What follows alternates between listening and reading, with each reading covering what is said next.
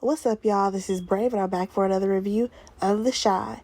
This is Season 6, Episode 4, and the episode is titled ReUp. So let's get right into the review.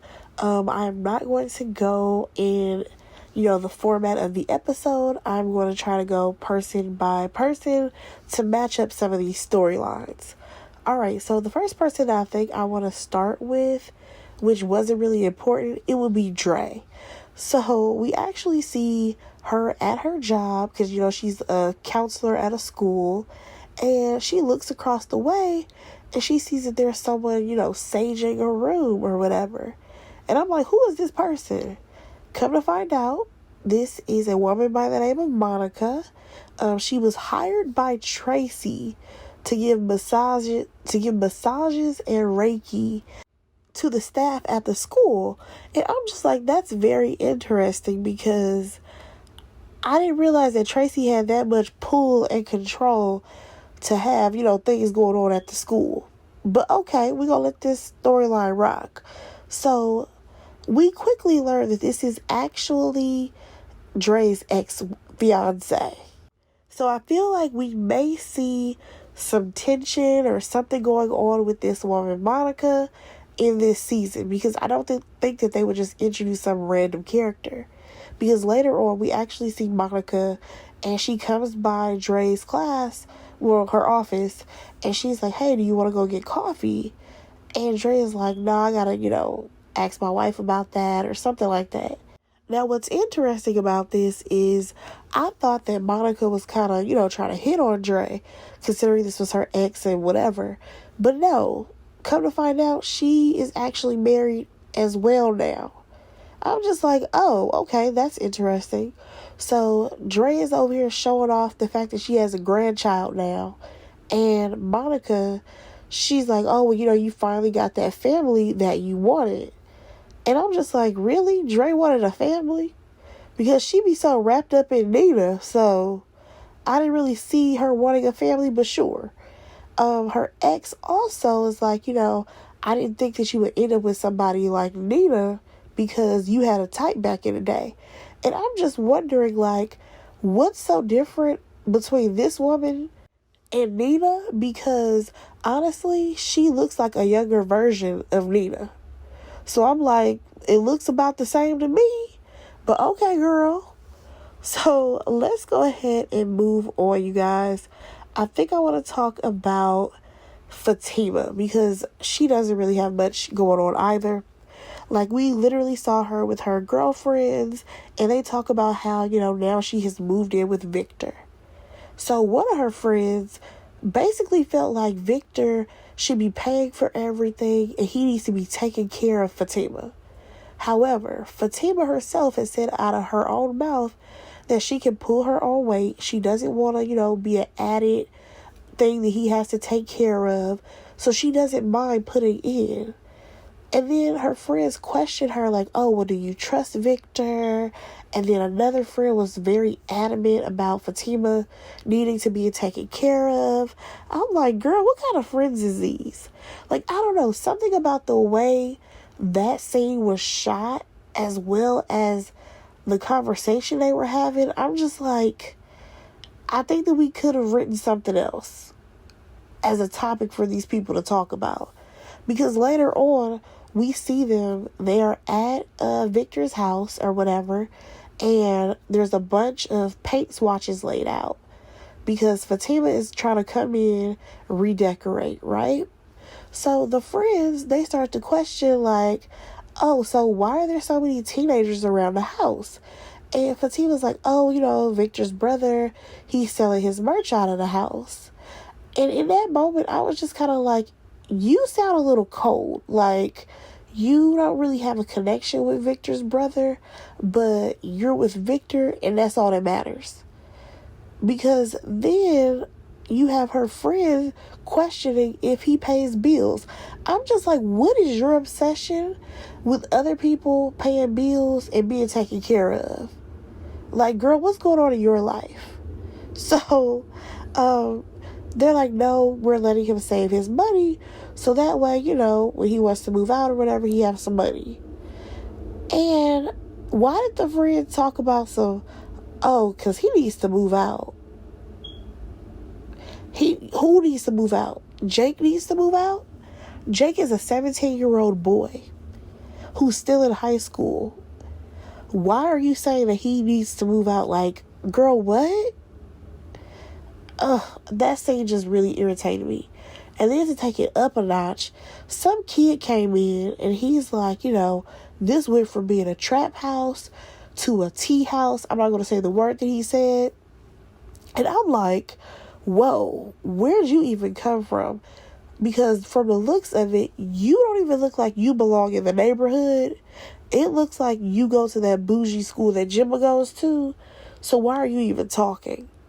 Nonetheless, Jake, he ends up coming out from the back or whatever, and he kicks old boy out. And I'm like, okay, I like that Jake kicked this man out.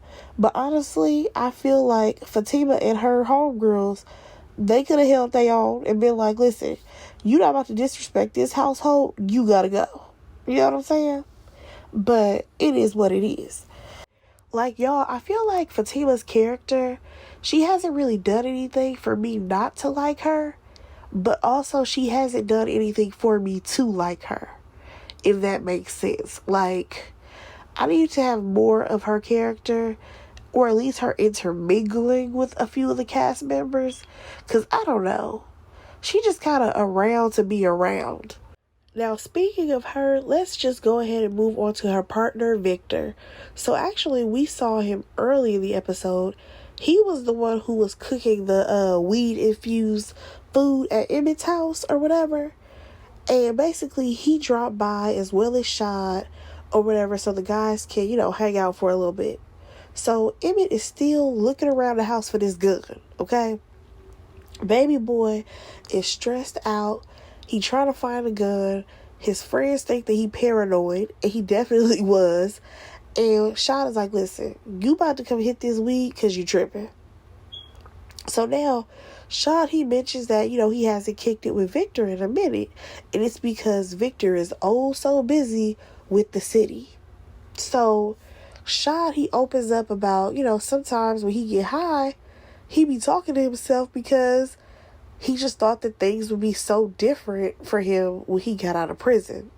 And honestly, when I think of like all of the cast members so far this season, I feel really bad for Shad because I'm not understanding why this guy, he has tried to turn his life around or whatever, and no one is able to help him. Like, y'all literally gave us a whole situation where we championed behind Rock, which is Tracy's nonprofit. And I'm just like, so y'all can't help him get no job placement? I'm not understanding how he didn't take over Victor's position at Rock. Like, somebody please make that make sense to me. But nonetheless, we also move on to Emmett and how he talks about how, his life is so good on the outside. However, he's juggling a lot. And I'm just like, Emmett, you're juggling a lot because you're involved with Duda, okay? But nonetheless, Victor, he decides that he's going to bring up therapy. Now, Shad ain't trying to go to therapy. Emmett has only been to couples therapy.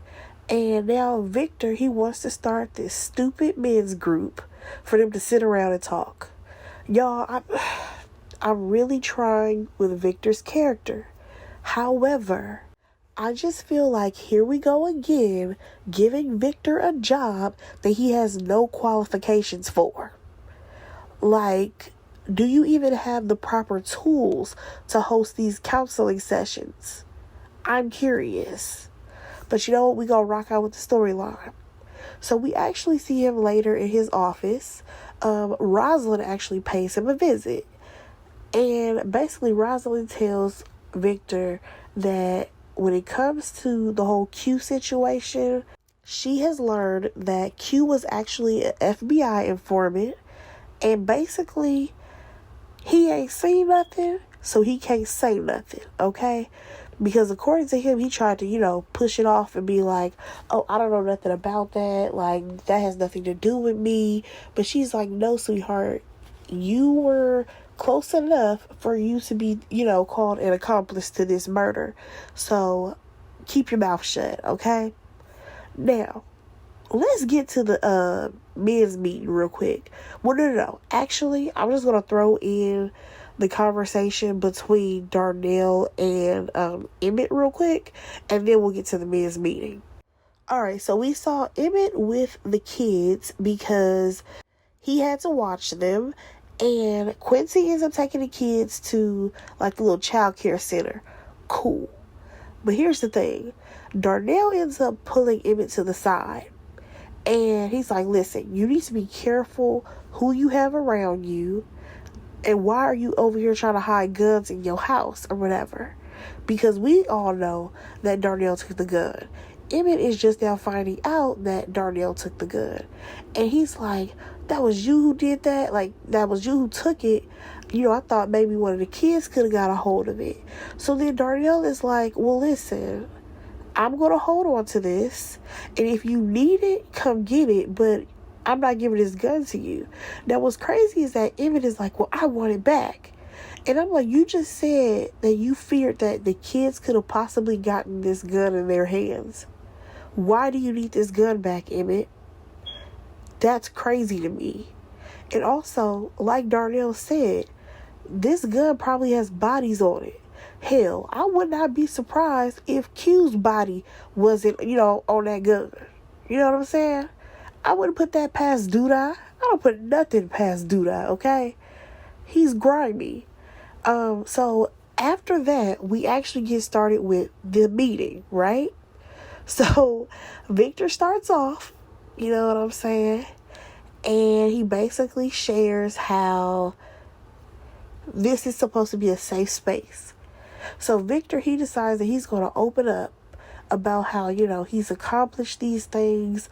However, he feels isolated. And I'm like, well, you kind of isolated yourself, buddy. You stopped coming around. And you stop doing certain things and going around certain people because it was all about you and your campaign, remember?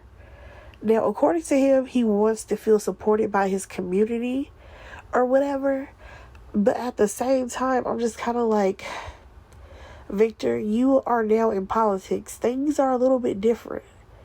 Like, as much as you don't like Duda, he tried to tell you this, but you wasn't listening.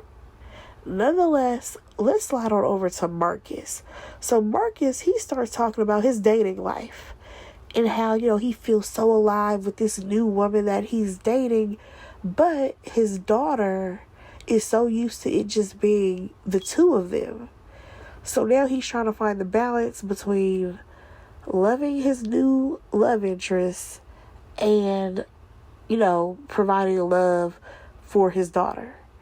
And I'm just like, it's funny how you never mentioned who the girl was. That's real interesting. So Victor is like, well, how can we support you in that? I'm like, there is no way y'all can support him in this. Like, again, Victor don't have the tools. Nonetheless, he basically says, Marcus, he's like, listen, y'all can, I guess, pray for me. Okay? Because I got to share my love between both of these, young women. Now let's talk about Victor. Victor, he says something that stood out to me because he's like, he just has to stop trying to be Superman, trying to save everybody. And I'm like, Victor, who have you really saved? Because let's be honest, you wasn't even trying to save the girls who were at Nook's old house. That was your ex. Your ex went in there and was like, no, we need to go save those girls. But I'm gonna let you cook or whatever.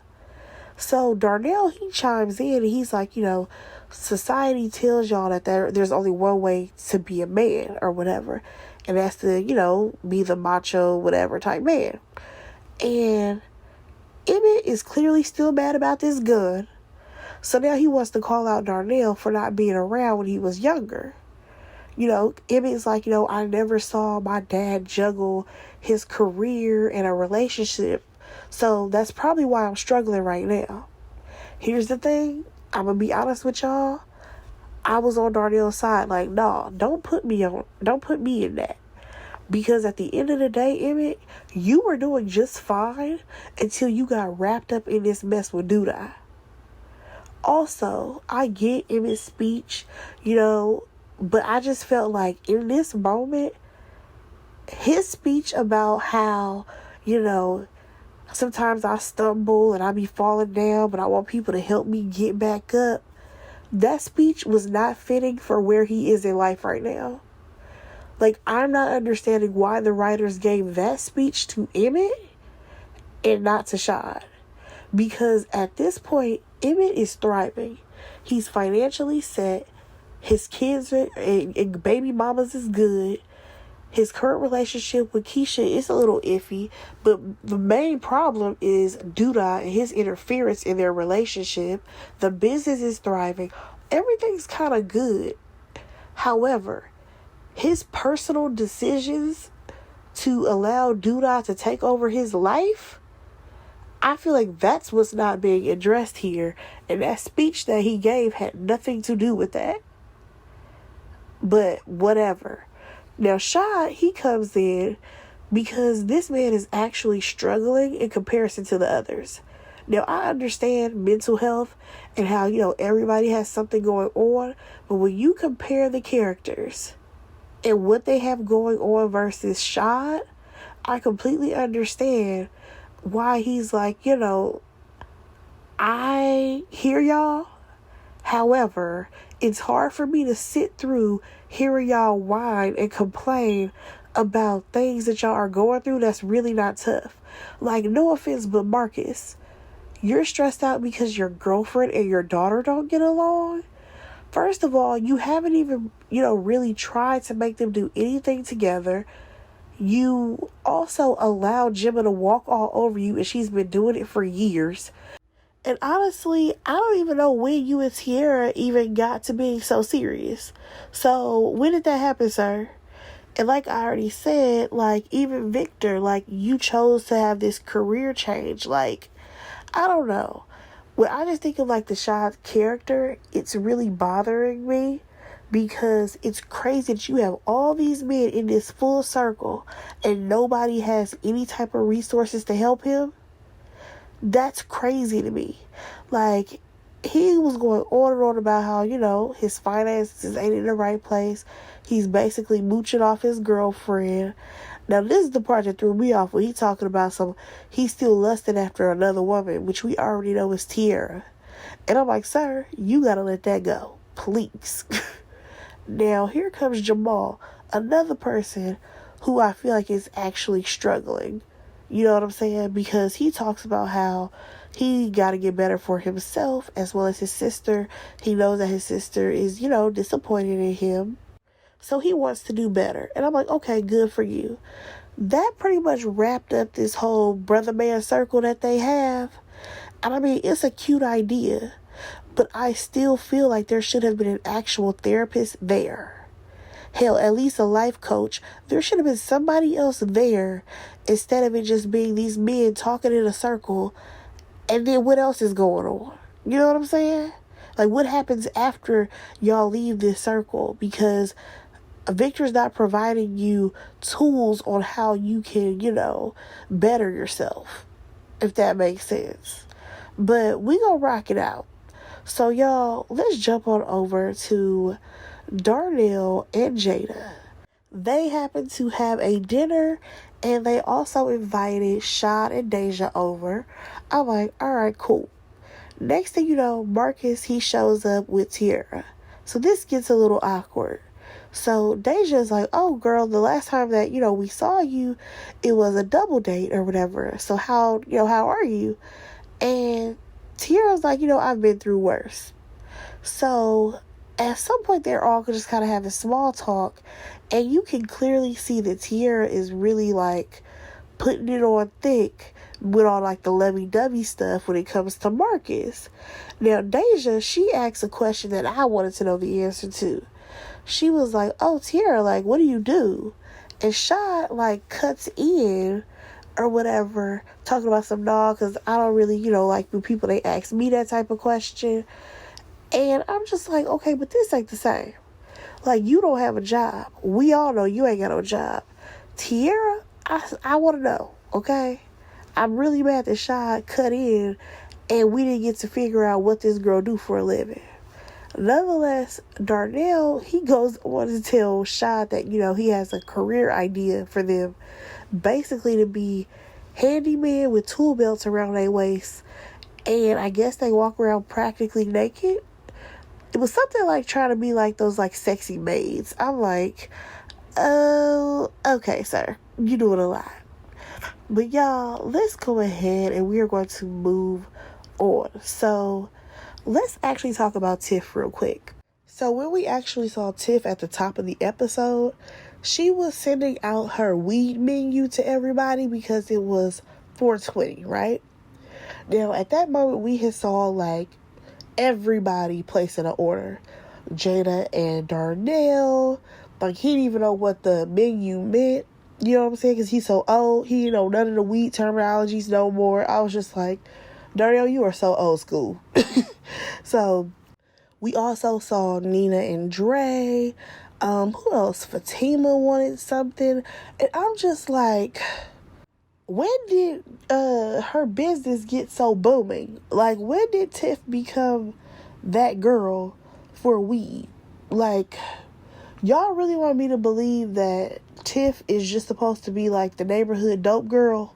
Because once we saw her and Rob together on the scene, like, she just kept talking about how, she can't wait for them to be, like, working for themselves or whatever. And she's questioning him, like, how soon will that happen? And he's like, it's going to happen soon. Again, I just feel like it's crazy to me how Tiff is the one who, number one, controls everything in this relationship. And on top of that, I'm just really trying to understand how Tiff became the head honcho of being a weed dealer. Like, when did that happen?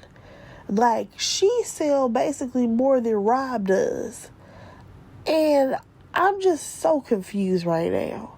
But you know what? We're going to rock out with this storyline. So we actually see Tiff and Rob. They met up with Cairo or whatever. And he is teaching them, how to grow the weed organically, all his tips and tricks, all of this stuff. Now, as this man is continuing to teach them, they soon realize that they need more money because, they need more space. I'm like, y'all ain't even got the first space. Like, what is happening? I'm sorry, but I feel like the writers didn't know what to do with Tiff and Rob. So now we have them instantaneously trying to start a weed business. And I'm like, well, ain't you gonna have to, like, wait some time for the weed to grow and harvest and all of that? Like, this sounds like this is gonna be, like, a process that takes at least a year. And Tiff wants this to happen, like, right now. Because speaking of her, well, let me just talk about this real quick with Keisha. So, Keisha, she was actually in the kitchen, listening to, like, I don't know if it was a podcast, a self-help audio book. I don't know what it was. She was listening to something. And you can hear that the kids are running amok. They are running around, breaking stuff. You can hear all this in the background. So she runs to see what's going on. And they actually broke, like, a vase or something. So she's pissed off. She actually used the curse word. Of course, EJ, the professional curse word user, he is like, ooh, you said a curse word? You said that we weren't supposed to say those types of things? Shut up, little boy, okay? So Emmett ends up coming home, and she basically tells him to watch the kids because she has to run to Tiff's. And I'm just like, wait, so you and Tiff, y'all actually are going to be friends? I wonder if Tiff is going to say, like, yeah, girl, I was tripping. I'm going to stop playing that, rap music for EJ. Yeah, she never said that because you already know how Tiff is. But nonetheless, here's the thing. According to Keisha, she's like, talking to Emmett about how they need a nanny. And I'm just like, I'm sorry, but, like, you just got a house. I'm with Emmett on this. Listen, since we got money now, you tripping because I just got a house. I done bought my ex a car. You talking about we need a nanny, we need a maid. You're doing a lot, okay? Also, y'all, how old is Keisha supposed to be? How old? Because there's no way you're going to tell me that Keisha is not like 35 years old at this point. Because I feel like her character right now is very draining. Like, why is she, acting as if she's not under the age of 25? Like, where is the youthfulness in her and Emmett? Like, I understand we wanted to have them be like these, they overcame a lot. Emmett, he's a boss, he has his businesses. Keisha's doing her thing. But still, there needs to be something that keeps these two people young. Because I don't think that they're supposed to be over the age of 25 at this point in the story. Like, Keisha and Emmett should maybe be about, 20, maybe about 23 now. Even if they are 25, I still don't understand why we are making their lives so serious. And every time they are together, it's serious. Like, come on, we have to switch some things up. So we see Keisha actually go see Tiff or whatever. And, they just have a small talk at first. Ladies trying to catch up or whatever. And next thing you know, Keisha, she's talking, I'm sorry, not Keisha, Tiff, she's talking about how she wants to start, growing their own weed. And how, she's trying to do this and that. But of course, she's trying to do this so that way she can cut ties with Duda. And Keisha, she opens up about how, Emmett has been acting weird since getting involved with Duda. I'm like, yeah, because your man is no longer the same person that he once was. So next we actually see Tiff go down to Victor's office. She's with Rob as well as Cairo or whatever. And they're trying to get a permit to grow some weed, right? Y'all, let me know in the comments if you are from Chicago. Is that something that's even legal in Chicago for y'all to grow weed? Just curious. So according to Victor, he has so many other things on his plate, he can't really give them an answer right now. And according to him, this will probably take maybe about 6 months, right? Or maybe that was Quincy who chimed in, who said it'll take, 6 months for things to get approved or whatever. Tiff is pissed off because y'all already know Tiff is a hothead. And Tiff, she wants things to happen for herself right there, right now. Because I want it, I have to have it.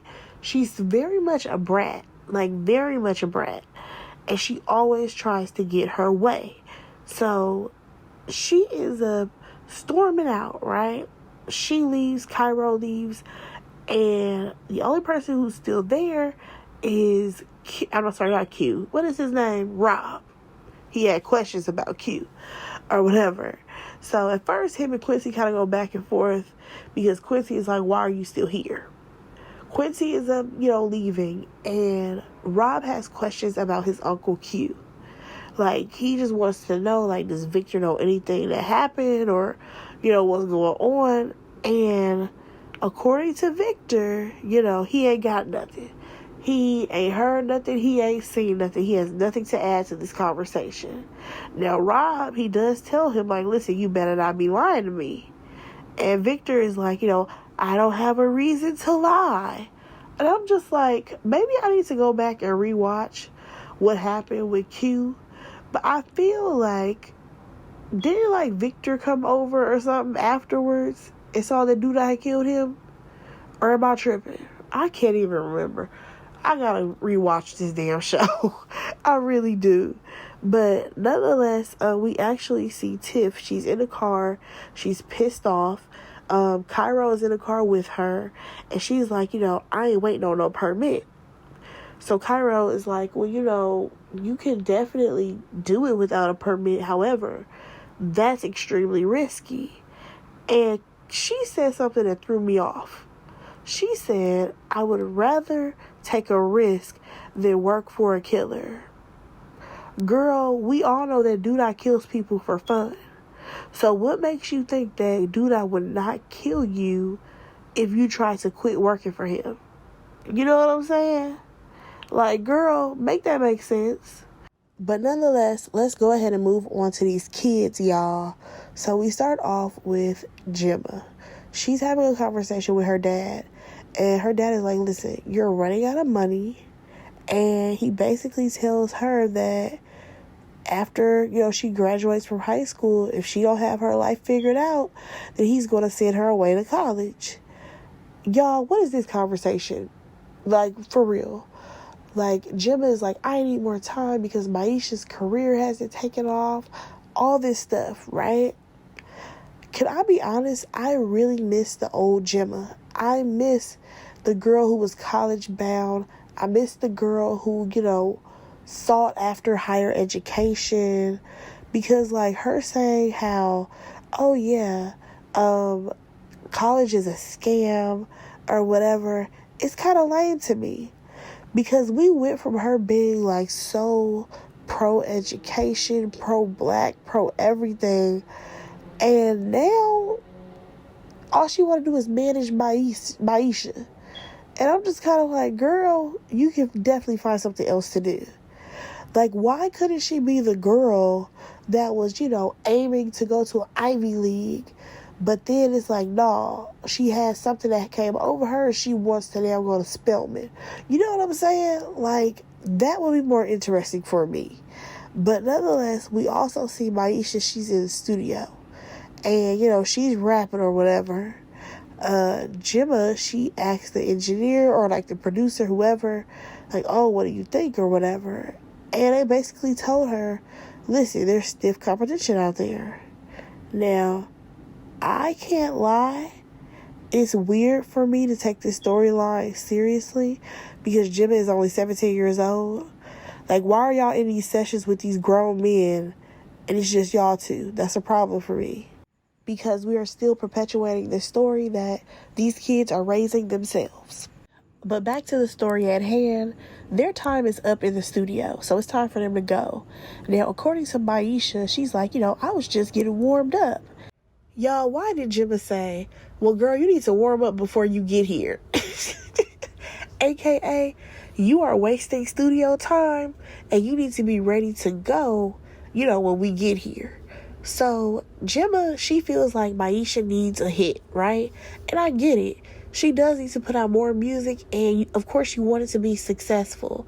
However, Maisha's not tripping about this because she still has college as a backup plan for herself.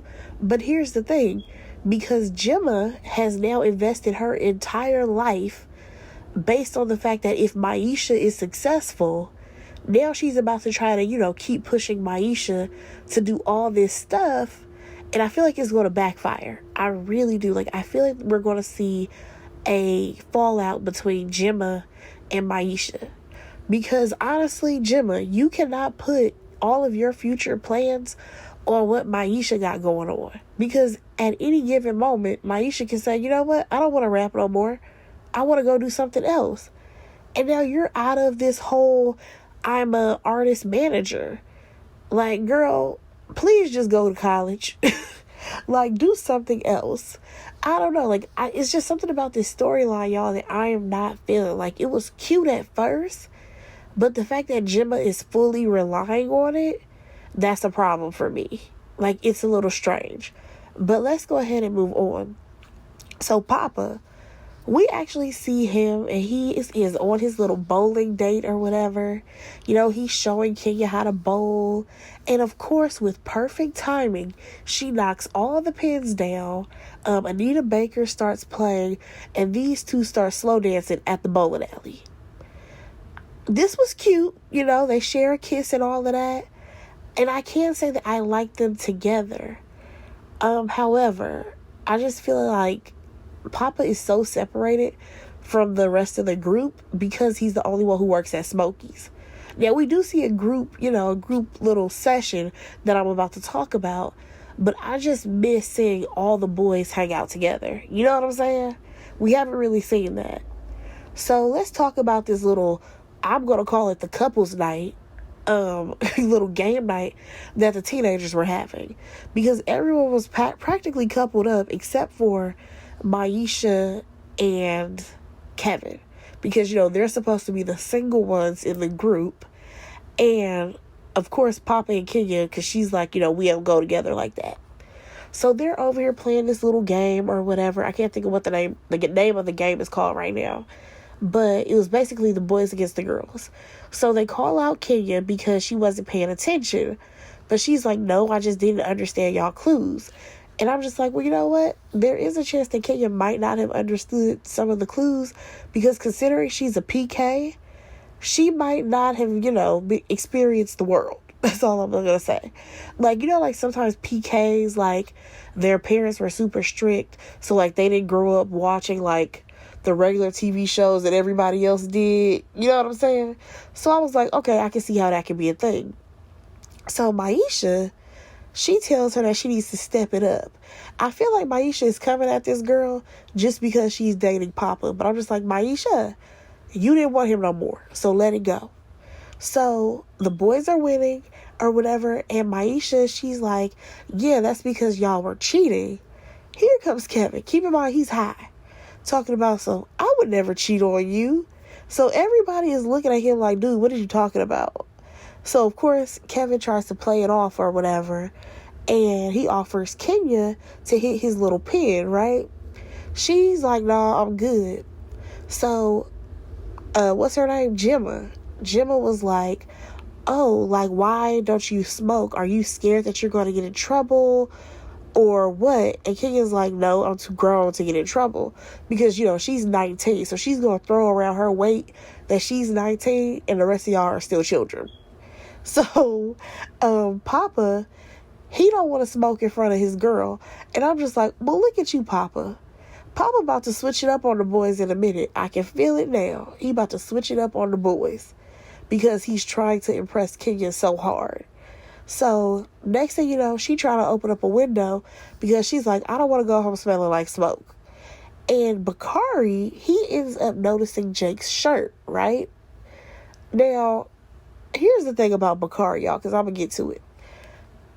I don't know how Bakari is balancing hanging out with his friends, being a regular teenager, but he's still out here running in the streets like with Duda. Like, that is so crazy to me. But nonetheless, he says that, he wants to buy a shirt. So here comes Gemma. She's negotiating the price or whatever. And Maisha is like, oh my gosh, you're always working. And then here comes Gemma. Yeah, because somebody has to. I'm like, Gemma, I'm going to need for you to stop. Because you keep taking things out on Maisha. And this has nothing to do with her. Your issues are with yourself because you're trying to figure out what you want to do with your life. And now you're basing it off of Maisha's success. You need to find your own success, girl. So, next thing you know, we actually see Gemma and Jake. They are talking about how Maisha and Kevin been acting really weird. And she happens to be scrolling on social media and she sees that there's some rapper, he's wearing one of Jake's shirts. So as he's like looking at it like, oh yeah, I wish he would have tagged me, she started listening to this rapper's lyrics and she's like, these lyrics are pretty bad. And of course, Jake is like, that's just how guys talk. So now this makes her question, what is Maisha, going to rap about that equates to whatever the guys are rapping about? Y'all, let me find out they about to turn Maisha into a city girl. I don't want to hear Maisha rap about nothing explicit. I really don't. She's 17. Let's keep it that way. I don't want to hear her rapping like Megan Thee Stallion or Sukihana. I don't want to hear that. Okay? But y'all, let's go ahead and move on. Alright, y'all, so we got to talk about Duda, okay? First of all, when we started the episode, we saw Duda in the shower, right? Baby, next thing you know, you see a hand creeping up his body. I said, who is this? Is Rosalind back? Oh, baby, no, it was Tony Childs, okay? The Jill Marie Jones from Girlfriends, or at least is what we know her from the most. She is on the show, okay? Now, I feel like we didn't really get to deep dive into her character much, like who is she, how she knows Duda, but we gonna rock with it, okay? So they briefly talk about how, 420 is coming up, he's gonna make a lot of money from this or whatever, and next thing you know, Duda started doing his thing, okay? And when I say he was doing his thing, he was doing his thing. I mean, baby boy was serving up the good strokes, okay? The good ones. All up against the wall. I'm just like, you know what? I think I see what y'all see in Duda, okay? I don't like older men. However, I think I see what y'all see in him, especially after seeing this scene. I get it, y'all. I get it. So, next thing you know, oh girl, she realizes that somebody is there. And come to find out, it is Rosalind. Baby, Rosalind is back. We quickly learn that Rosalind is familiar with this woman, and her name is Bianca. Y'all, I'm trying to be a fly on the wall, and I'm hoping that we get a threesome out of these three characters. Am I the only one who feels like that should be like a thing? But let's just go ahead and move on. So Rosalind, basically, she has learned that Q was actually an informant for the FBI. So the FBI, they're not exactly looking into arresting Duda. However, if he gets tied into Q's murder, then he will definitely be going to jail forever. So at this point, Rosalind says she's going to try to keep the FBI off of him, but he can't just be out here killing people for fun. He got to stop doing that, okay? He got to keep his hands clean. Now, Duda, we see him go to the chop shop, right? And I'm like, okay, this is fine. This is where he handles business. Y'all, we see somebody working under a car. And who was it? It was Shad. Baby, I just kind of broke for a minute. I'm like, Shad, you cannot be working for this man. You already know he crooked. Why are you doing this? And then I started blaming Bakari because he probably the one who offered the job, okay? So, next thing you know, Duda actually gives him a huge stack of money, right? And the last time Shad has seen this kind of money, he said he robbed a bank. I said, wait, that's why you was in jail? Did I forget that? Did we know that he robbed a bank? Or did I forget that? Y'all let me know in the comments. Nonetheless, Shad, he says that this is a one-time thing. He ain't trying to do no more. He's done, right? So he ends up walking away. Now, Duda, he basically sends Zay over, with the extra money, take the duffel bag away, whatever. And then he goes to talk to Nook. So basically, Nook was supposed to meet up with somebody, but the person never showed up. Now, it's a bag full of guns, and Duda, he don't want nothing to do with them. So now Nook, he's questioning Bakari if he knows anyone that can hold this for him. And my first thought was, I know he better not try to say Lene. I know that. I know he better not try to get him guns to his girlfriend and try to get her set up.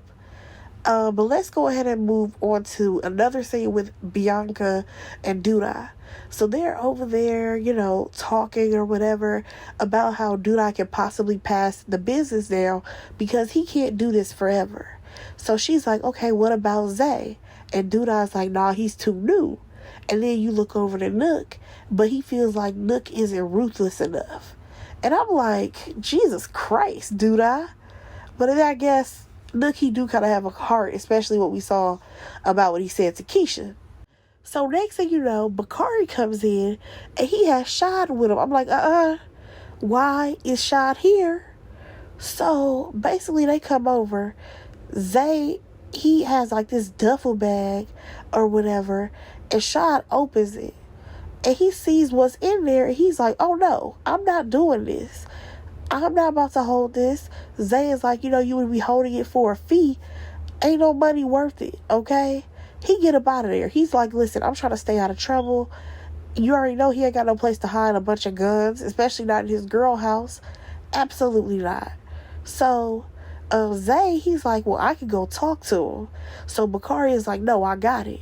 Now, in this moment, two things are happening. At least that's what I think. Bakari is looking like he's trying to prove himself to Duda that, he's really about this life and he's going to go talk to Shad or whatever, trying to make him do it. But then also I'm thinking maybe he's really protecting Shad in that moment, because who knows what would have happened if Zay went to go talk to Shad. You know what I'm saying? He might be a hothead. He might have popped him. I don't know. And also, why can't Bianca hold the guns? What else she got going on? Rosalind can't find a place to put these guns away? I'm just curious, Duda. Or you don't let the women get wrapped up in your foolishness. Yeah, okay. So by the end of the episode, we see Nook. He actually stops by Emmett's house. Y'all, he drops off a huge bag of money, which I'm going to assume is the bag of money that they wanted Papa's dad to hold or whatever. And Emmett is like, no, wait, I don't want this money. Like, what if my girl find it? And, you know, Nook is like, listen, we going to come back for it. You just make sure that she can't find it. And I'm just like, again, Emmett, you're in too deep. Get out of this mess. But I feel like you ain't going to be able to in a minute. So let me just wrap this up with Papa's dad, y'all, because we actually saw Nook pay him a visit. And again, he wants this man to wash this money through the church. And he's like, no, I'm not going to do that. Papa's dad is serious about, you know, trying to live his life on a straight and narrow. Now, we do see him preaching a sermon, and baby Doodah is sitting right there in the church. I said, why is the devil sitting in the church right now? And of course, we see a lot of the other characters on the show. We see Doodah lean over and tell Nook to basically take Papa's dad out. So, y'all, I don't know if Papa's dad is going to be alive within these next couple of episodes, but we going to stay tuned, okay? Let me know what y'all thought about this episode. What do y'all think about what's going on the Shy right now? Go ahead and like, comment, subscribe to my channel, and I will talk to y'all in my next review. Bye, guys.